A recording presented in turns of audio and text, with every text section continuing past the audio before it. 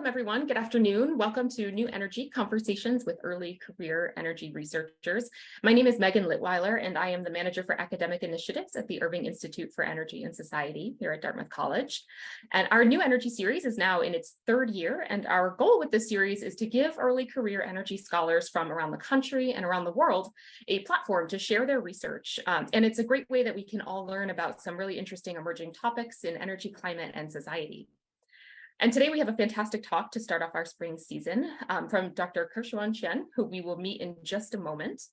And at the end of the presentation today, we'll have plenty of time for you all to ask questions. So please feel free to enter your questions using the Q&A icon at the bottom of your screen at any time during the talk. And before we bring on our speaker, I'm delighted to introduce Dr. Morgan Peach, who is here to moderate the session. Dr. Peach is a lecturer in environmental studies at Dartmouth College, and he practices ecosystem science to promote just and sustainable futures. His research spans built environments to wetlands above and below ground in exploration of ecosystem dynamics that alter environmental quality. And Dr. Peach applies his expertise in education, land management, entrepreneurship, and inclusive design. Welcome, Morgan. I'm going to turn it over to you. Thank you for that lovely introduction, Megan. I appreciate it, and welcome everyone to our talk in the New Energy series. It's my pleasure to moderate today, and I'm very thankful that Dr. Ker-hsuan Chien has been willing to join us remotely from Taiwan. And in way of introduction, I'll offer the bio of Ker-hsuan Chien to all of you. She is an assistant professor at the Institute of Technology Management at National Tsinghua University. Her research focuses on the socio-technical aspects of the energy transition in Taiwan. She was particularly interested in how the state's industrial policies, the pressures from international corporate governance, and the materiality of the electric power system co-shape the path of Taiwan's energy transition. So I'm very much looking forward to Dr. Chien's talk today, and also looking forward to a lively Q&A in the talk to follow, which I'll be moderating. So again, please do feel free to share your questions as Megan instructed. So without further ado, I will pass the mic over to Dr. Chien. Dr. Chien, thank you for your time today.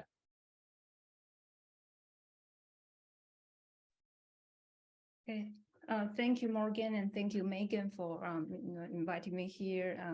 I'm Ker-hsuan Chien. I'm the assistant professor in Tsinghua University, and my topic for today is called.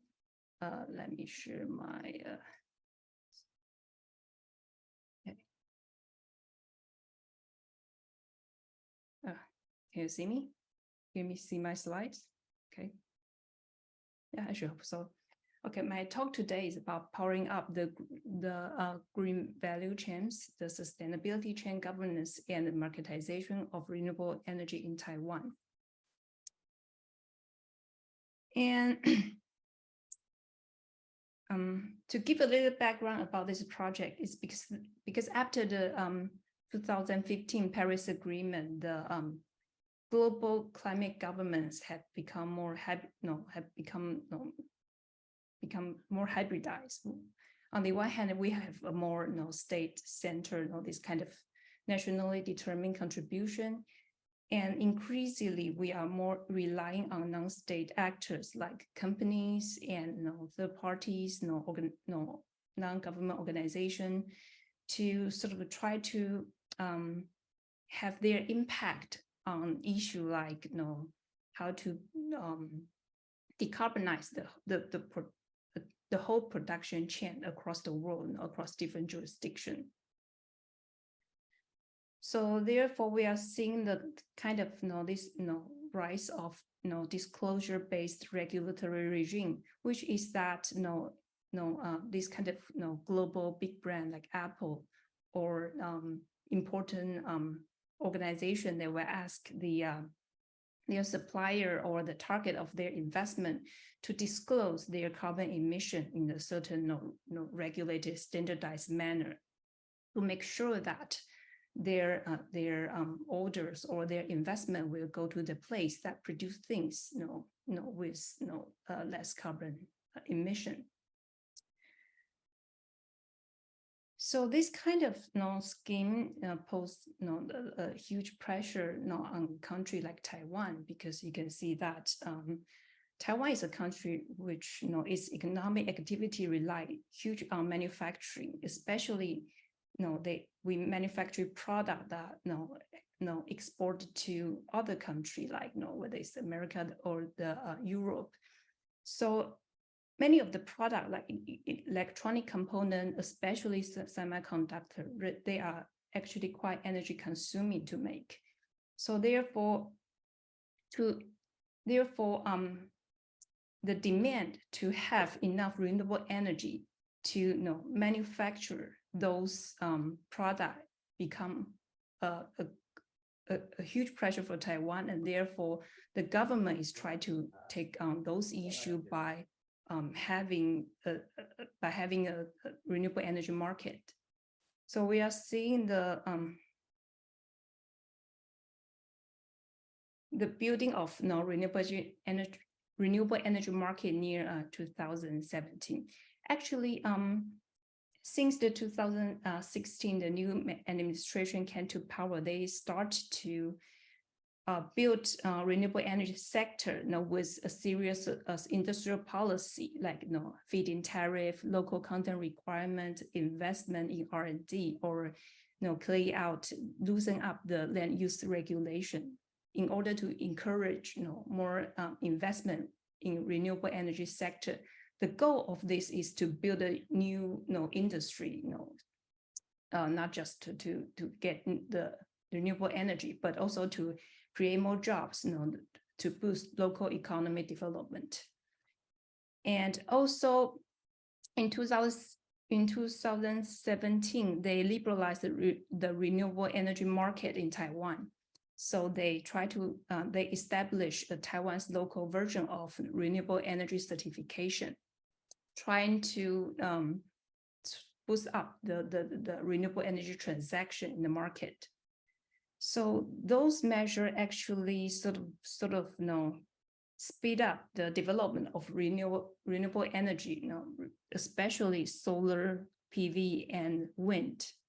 In the couple of years, we can see the growth of the different renewable energy.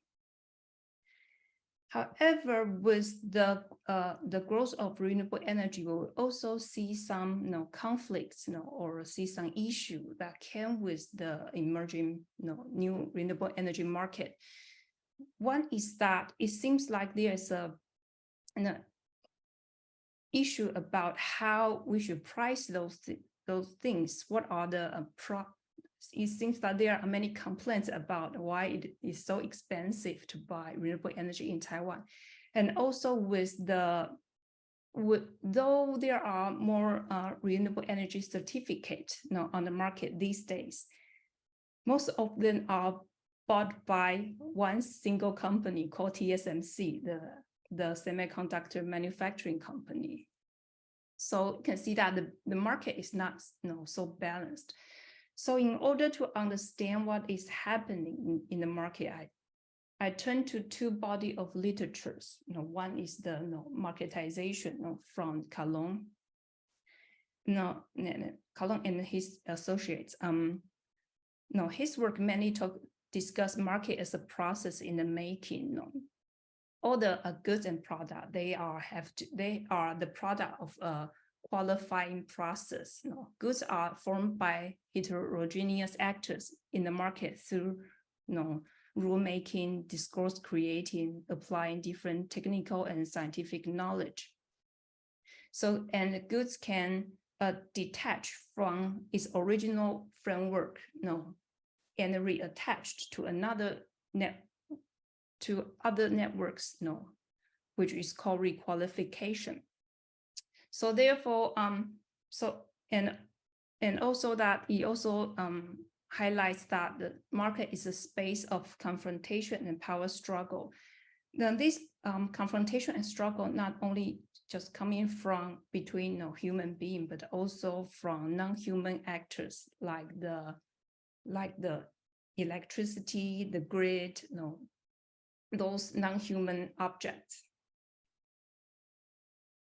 The other body of literature is actually the value chain study. I mainly focus on the work of Stefano Ponte. He wrote this book in 2019, talk about how sustainability is becoming a new dynamic that drive the forming of global value chains. Because value chain study actually focusing on the asymmetrical power between buyer and the supplier. And normally the lead firm within a global production network will have the capability to shape the contour of the whole production networks. And this lead firm operates through different logic, mainly cost minimization, increase the flexibility, and to increase the speed of production. But he argues that in recent days, sustainability has become the new dynamic that lead firm try to use that to reshape the contour of global supply chains. And lead firms, sometimes big brands, international multinational enterprise, they will try to avoid reputation loss by asking their supplier to produce in renewable energy. And since the existing imbalance power between buyer and supplier, buyer Apple, this big brand, they can have the power to pass the cost of pursuing this decarbonization onto their supplier, and their supplier will pass it on to their supplier. So he argues that we are seeing this sustainability-driven supplier squeeze, which means that it's always the supply at the bottom bear the weight of decarbonization. Okay, so my research question is threefold. First is, how was Taiwan's renewable energy market created? The second is, what are the confrontations and power struggle in Taiwan's renewable energy market? The third one is, how will the existing asymmetrical supply chain relation translate to the renewable energy market? So in order to answer that, I have to look at the formation of Taiwan's renewable energy market. Taiwan's renewable energy market sort of start in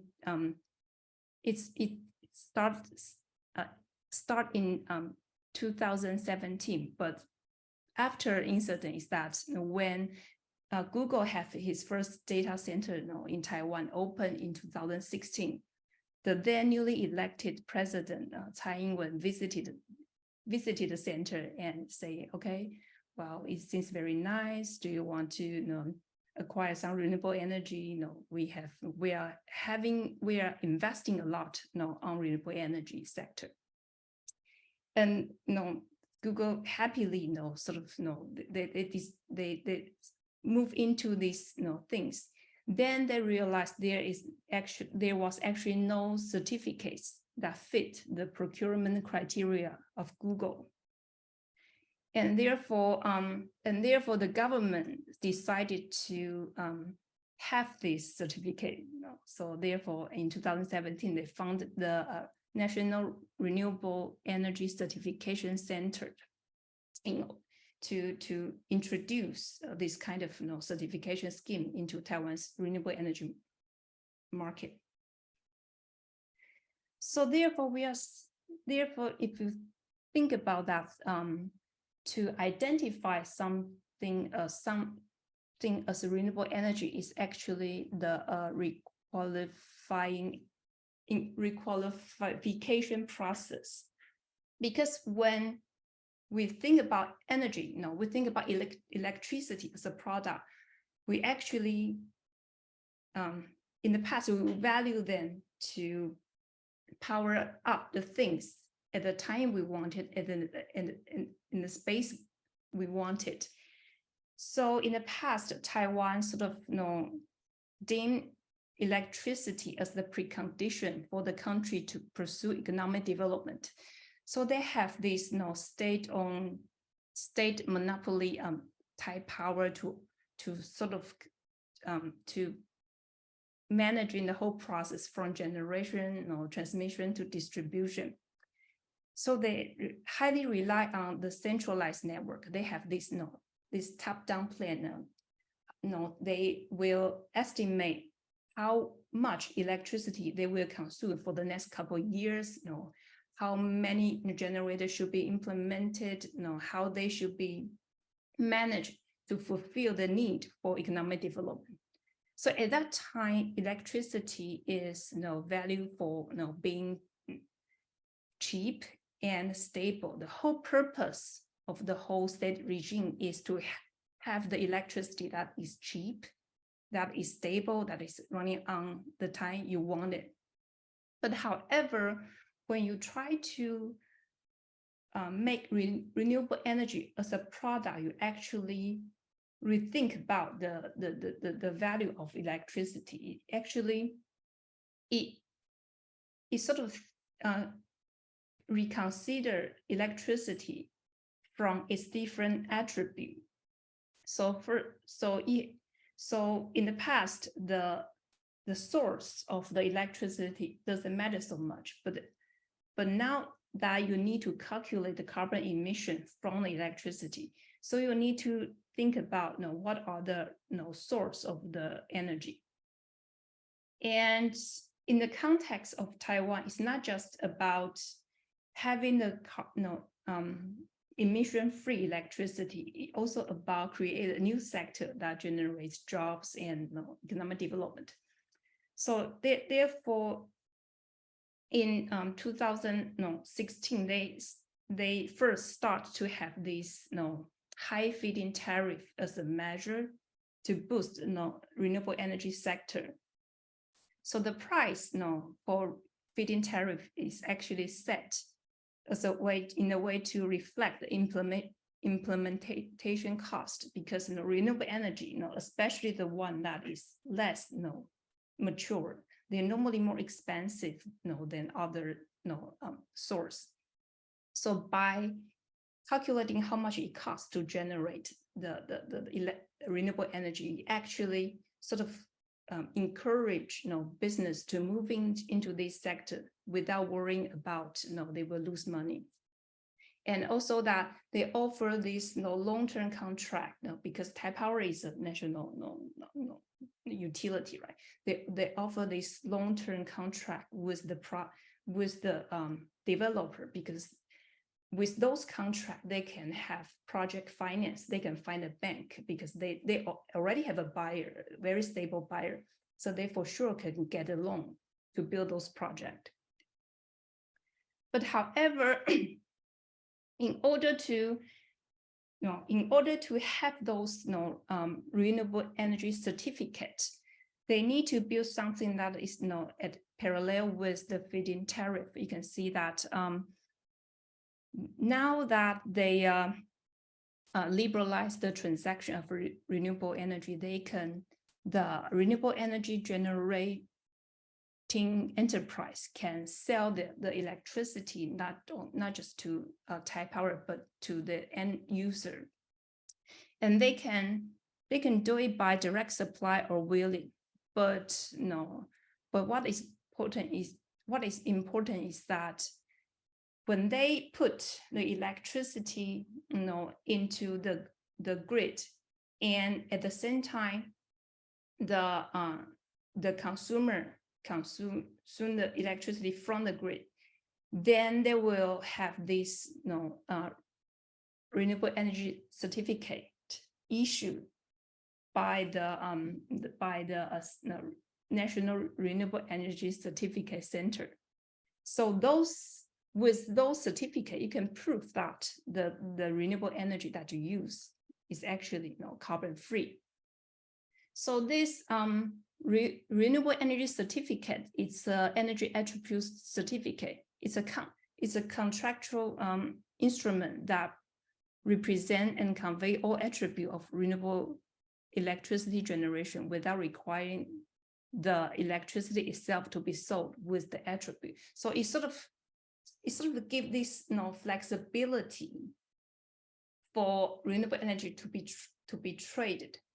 without have this kind of direct physical connection. But however, in Taiwan, the system is a little bit different. It's actually used the power flow balance system. So therefore, it's not every watt hour generated from the project will be recognized as with a renewable energy certificate. You need to match the generation with the usage, which means that there's a smart meter at the generator end and the smart meter at the user end. So when the time the renewable energy is generated, the user need to use it at the same time, within the 15-minute period. Then you can claim the certificate. That's called power flow balance system. That's how they make sure that the electricity, the quota that you use is actually fit the quota that is being generated from renewable source. Okay.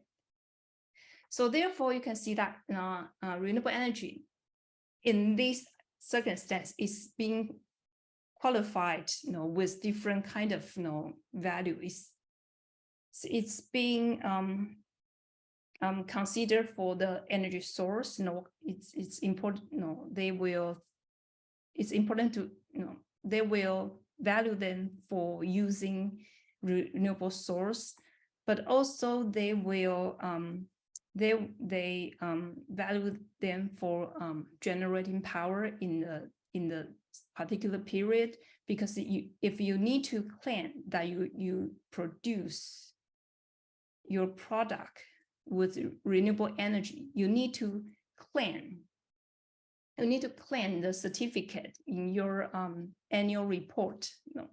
So the certificate you claim in your annual report has to be in the year, generated in the year that you reported, right? So time does matter.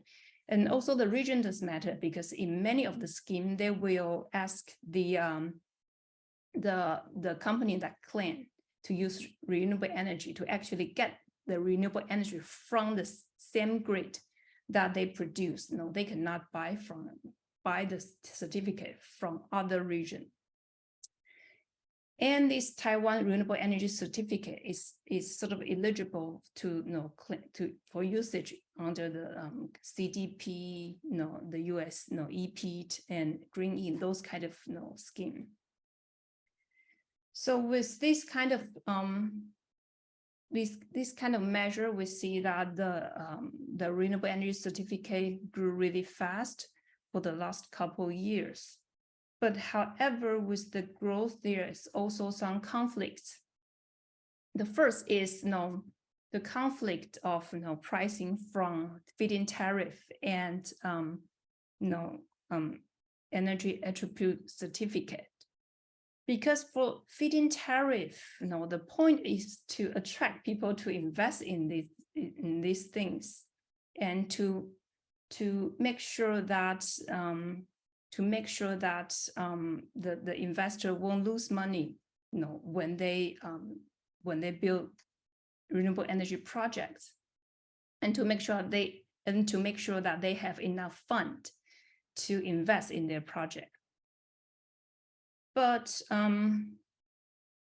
for our renewable energy certificate, the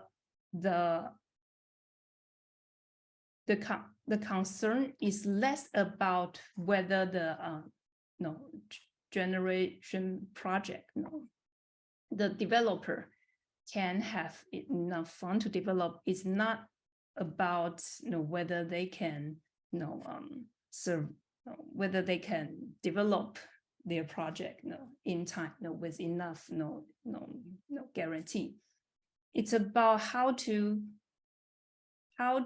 answer the request from your buyer. Buyer mean the body that asks you to follow certain carbon disclosure scheme.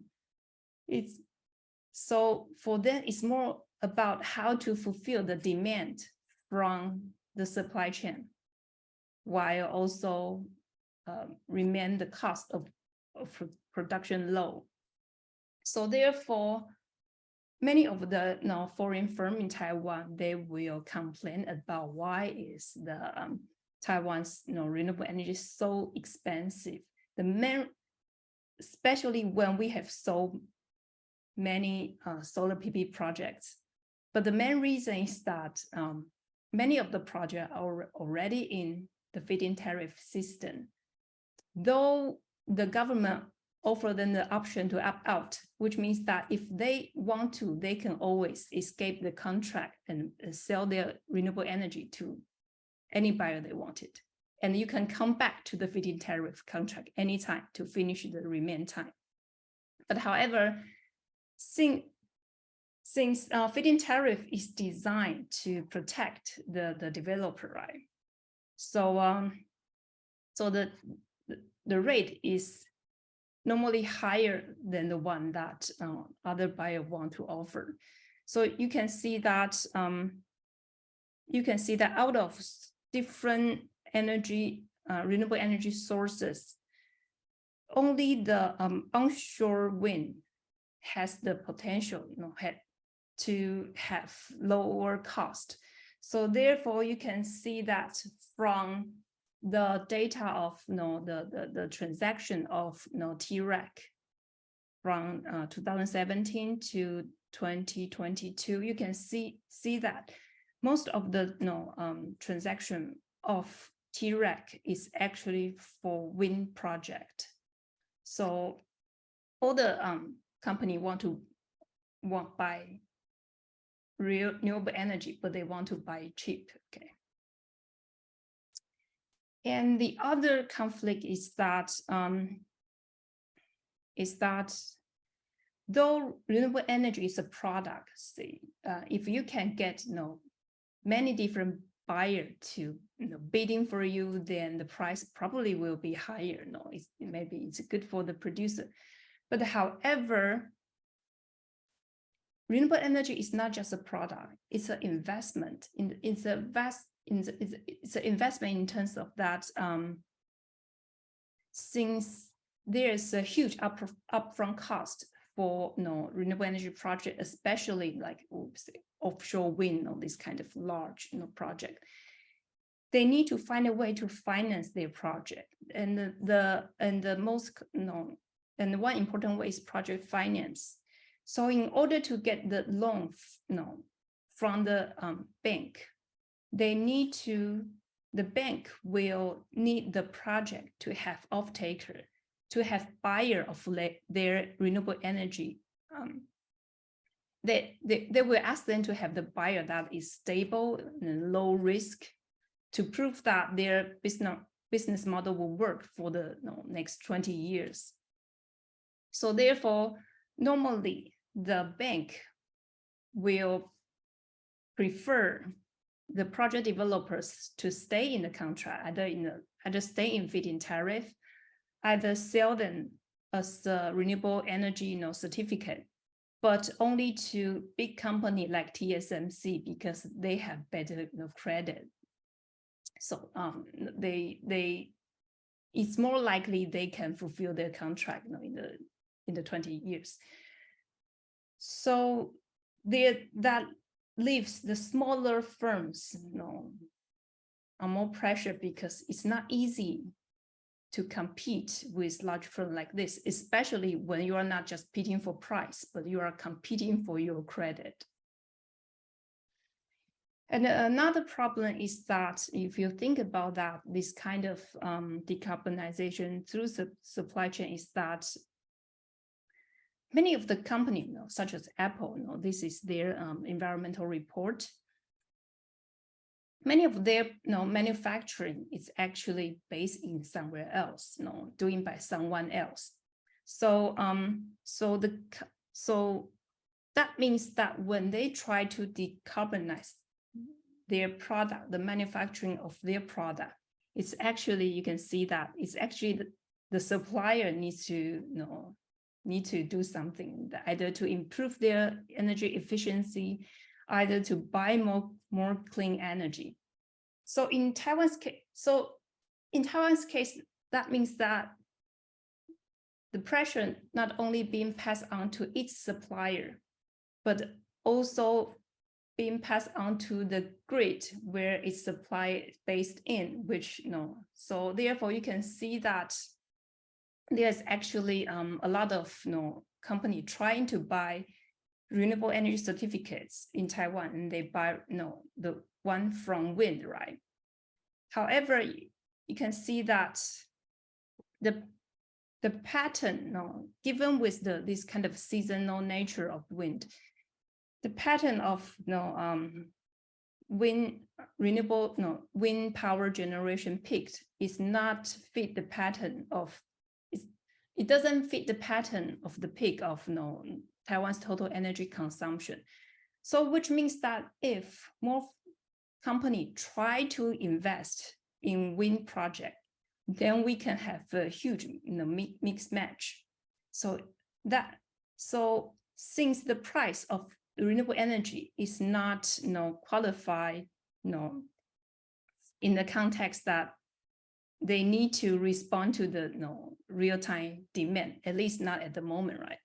So the pressure to increase the grid flexibility, or the pressure to dispatch the electricity, will be passed on to the grid operator. So you can see that there will be a sort of a thing that is not yet being reflected in the market so far. Okay, so let's move on to the conclusion. So my conclusion, for now, is that renewable electricity is a commodity that is intertwined with various systems of qualification, operating on distinct principles and pursuing diverse objectives. Some of them are aimed to boost production. Some of them are aimed to lower the cost, and so they are sometimes they will conflict with each other, and that the asymmetrical power relation in value chain has placed huge pressure of decarbonization on the region that hosts manufacturing. So the existing asymmetrical relation sort of being enhanced in terms of electricity generation and decarbonization. And my last conclusion would be, since that it is whether it's the important big brand or important international organization, they have the say in decided what kind of scheme they will need. I think the scheme that with temporal feature will be better to reflect the renewable electricity's impact on the grid system. For instance, the 24/7 from scheme from Google, or the granular certification scheme, they are all attempt to address those issues. I think those standards should consider more about the production site, the need of production site, the demand from the production site. Okay, that is my presentation. Thank you.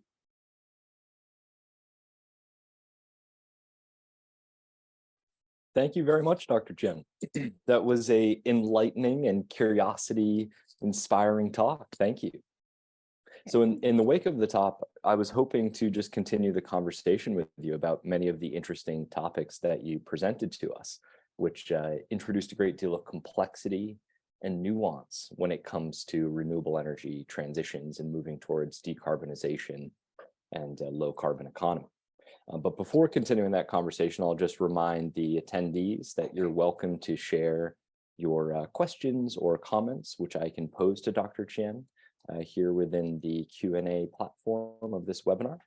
But in the meantime, the first thing that occurs to me is related to questions of sort of equity, justice and fairness in the context of this transition in Taiwan, where you described where you see this supplier squeeze happening, where manufacturers like the Taiwan Semiconductor Manufacturing Company are required to generate a certain amount of electricity to support their manufacturing from renewable energy because of Apple, and also probably because of consumers like me here in the United States demanding sustainability transitions. And so with that in mind, to what degree is Apple subsidizing that transition for their suppliers? Or to what degree are the suppliers then just forced to bear that cost themselves as a business? Well, the answer is actually, I don't know the answer. Yeah. But from the past research, of other industry, though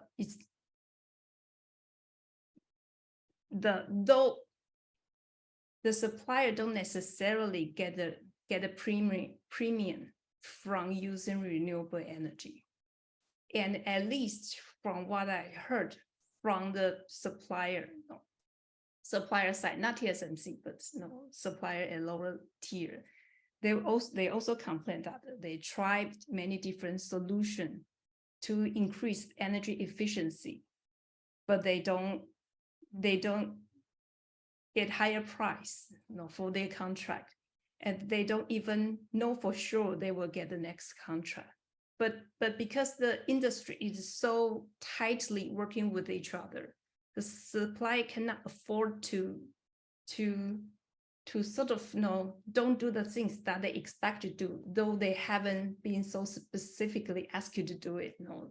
So it's the way that the business works. So if you ask me how much these suppliers subsidize, the answer is I don't know, but I wonder it would be not much.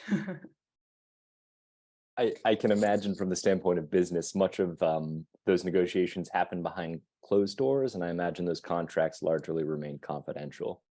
And so in thinking again about this transition underway and all of the complexity that you highlighted for us as an audience, I wonder the degree to which the citizenry of Taiwan, from a sort of bottom-up standpoint, are supportive of this sort of state-led effort to shift towards renewable energy technologies.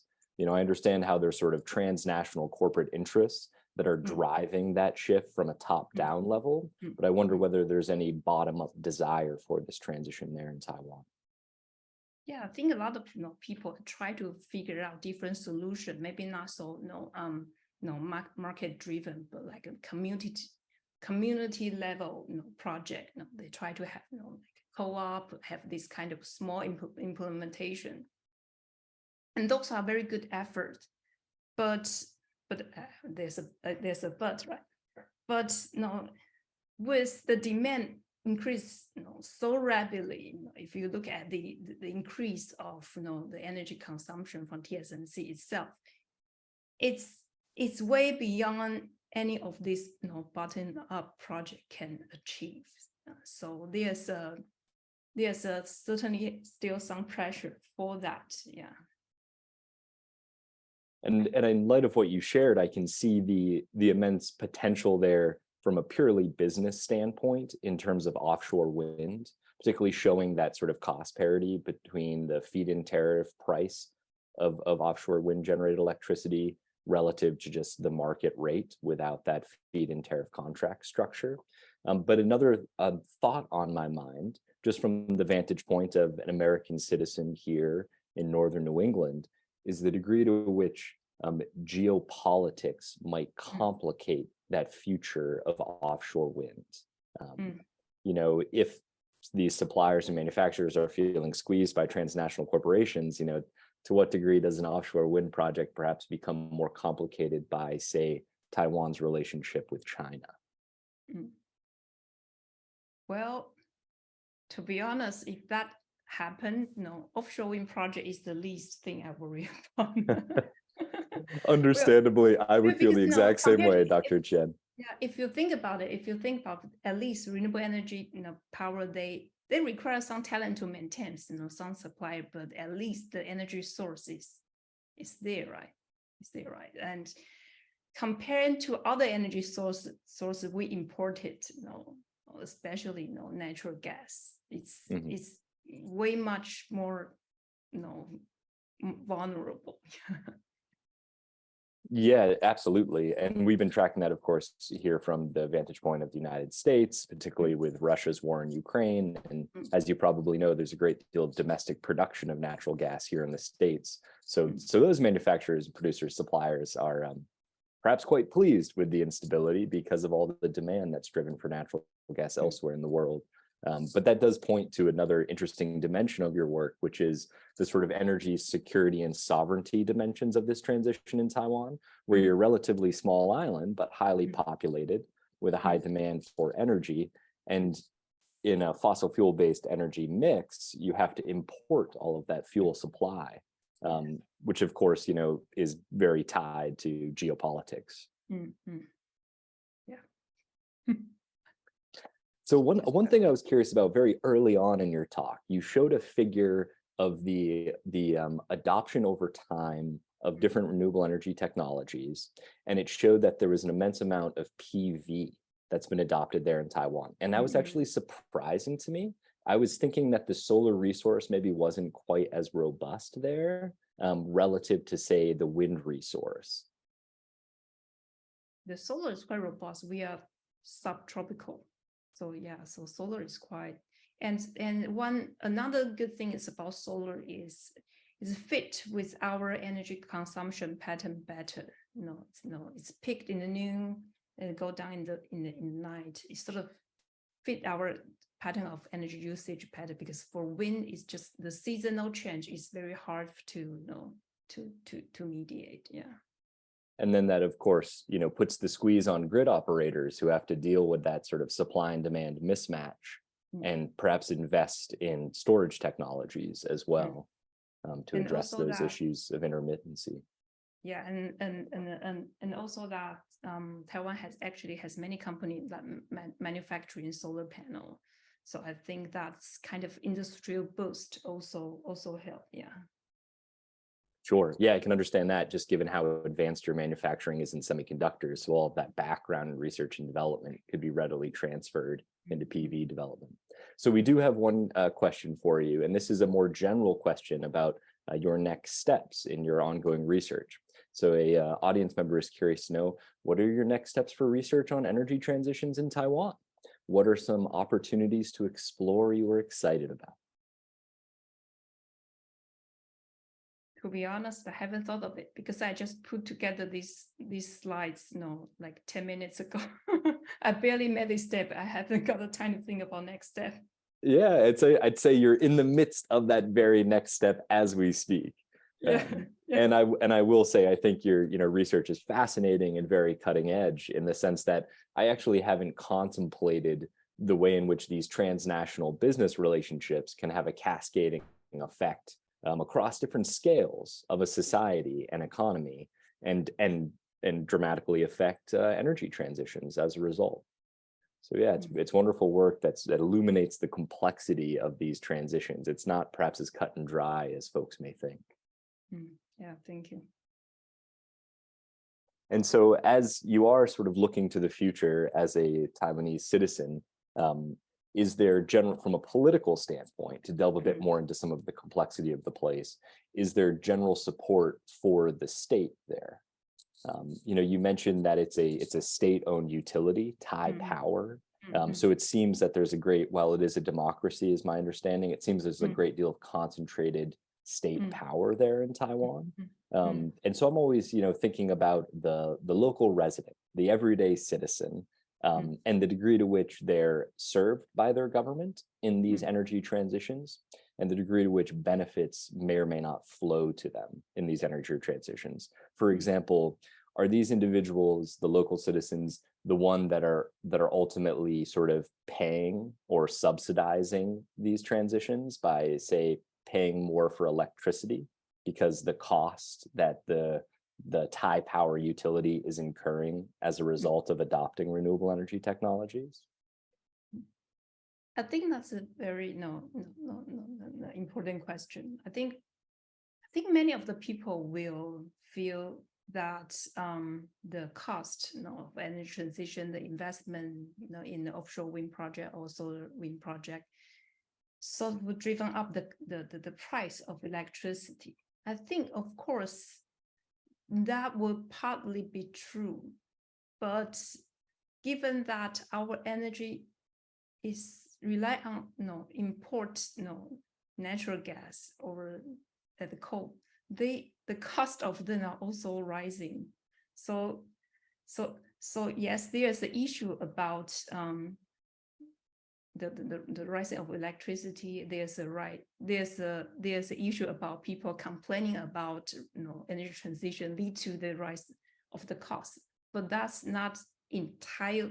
That's not the whole story. There's actually much more contributor to the rise of electricity price. Yeah. And in thinking about the energy transition there in Taiwan, and perhaps this applies more broadly to various developed countries throughout the world that are working to chart a course away from fossil fuel sources for electricity generation and towards renewable sources, I wonder the degree to which demand for electricity may change in the future of Taiwan. I don't know the demographics of the country, and whether that will lead to sort of additions to the energy mix. So in other words, adding renewable electricity sources to satisfy big companies like Apple and to meet that demand for renewable electricity generation, but also still maintaining a lot of fossil fuels in the mix, such as natural gas. So in that case, just making additions as opposed to substitutions. Yes. I think there are many policy implement to try to increase the efficiency. Try to have people use less electricity. But I think it's true that there's a pressure, because it's okay to try to save our energy. We try to invest different things to reduce your energy consumption, but there to a certain level, it's really hard to reduce the consumption anymore. There's a basic line of doing things. So the progress of that hasn't gone so fast as we wanted. Yeah. Well, here in the United States, we certainly can relate. We are a highly consumptive people as a nation in the global north.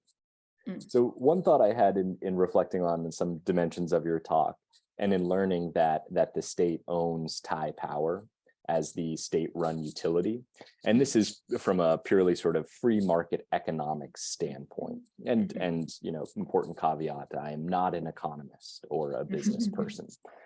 But one might argue that in having competition in the market, so multiple utilities competing with each other, may result in greater innovation or drive accelerated adoption of emerging storage technologies or additional renewable energy technologies that might help advance this low carbon energy transition. And I don't know if there are any thoughts or reflections you have on that. That's a big question. You can take one small part of it if you wish. Yes. But from my perspective, I think there are some people sort of rally to liberalize the whole electricity market. They try to sort of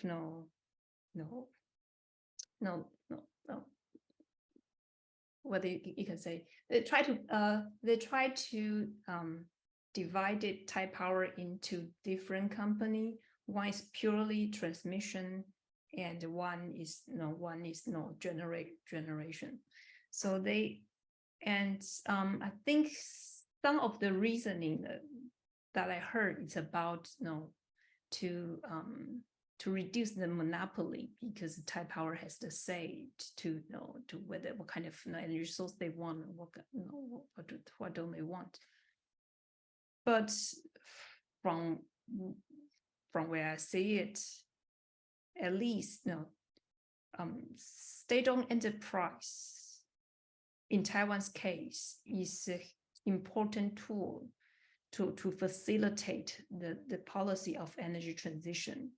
If you look at it in the past, feed-in tariff is actually, of course, it's feed-in, whether it's a feed-in tariff or other type of renewable energy, it's always, the implementation is always quite top-down. It's actually probably politicians says, okay, we want this type of new things, and you figure out how to do it.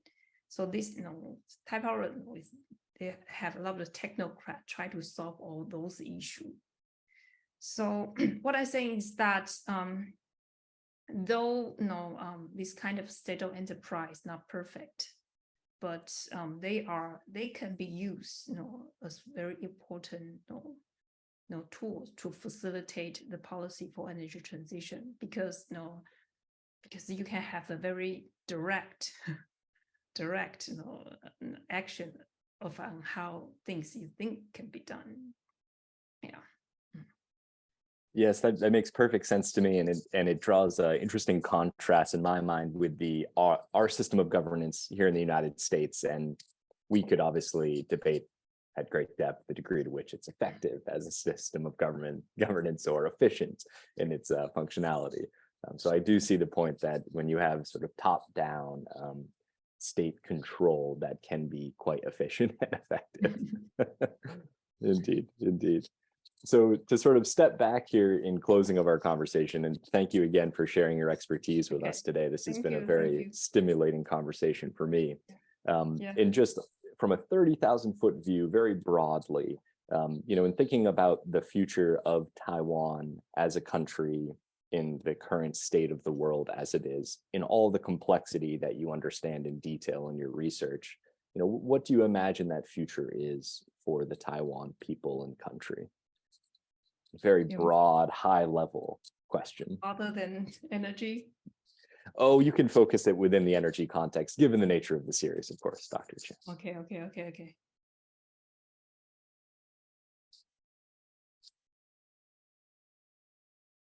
I think Taiwan could be like a site of experiment of how things can be done in the context of Asia or the site of production. Yeah, I think that would be. I think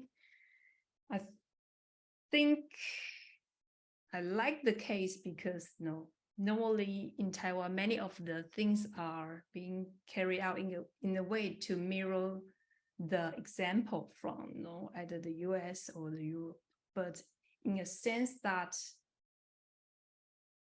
due to Taiwan's the issue, the situation of Thai power, some of the cases are not that so transferable in Taiwan. So in a sense that we are trying to experiment our own way out of to the energy transition. Yeah, so I think it could be, a case with some success and some fail, to offer experience to other country, I guess. Wonderful. And we'll all look forward to learning about that experience as it's detailed in your future research as it proceeds. Okay, thank you. All right, thank you so much, Ker-hsuan, and thank you, Morgan. This has been a really fantastic presentation. We really appreciate you being here to share your expertise with us today. And thank you again to Morgan for leading such a fantastic discussion that allowed us to dig a little deeper into Dr. Chien's expertise. It was really fantastic talk. So we really thank you for being here. We have some other events coming up that we hope you're aware of. On Thursday, there's a talk from 4:30 to 5:30 from David McDermott-Hughes, who will be talking about the climate movement and energy justice. And then we have our next new energy talk on Wednesday, May 10th, where we'll be welcoming Lyons, who will be talking about the role of green banks in the transition to net zero emissions using case studies from Australia, New Zealand, and the United States. And then our following New Energy talk will be on May 17th. So we hope that you will join us for those. And again, thank you so much to Dr. Chien for joining us and for sharing her research. We look forward to staying in touch and seeing what comes of your research next. We're really excited about that.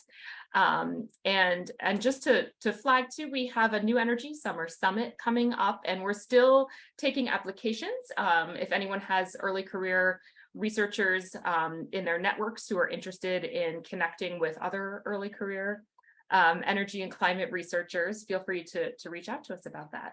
And thank you so much, and we'll see you again. Enjoy the rest of your day. Thank you. Thank you for having me. Nice to see you. Bye-bye. Thank you.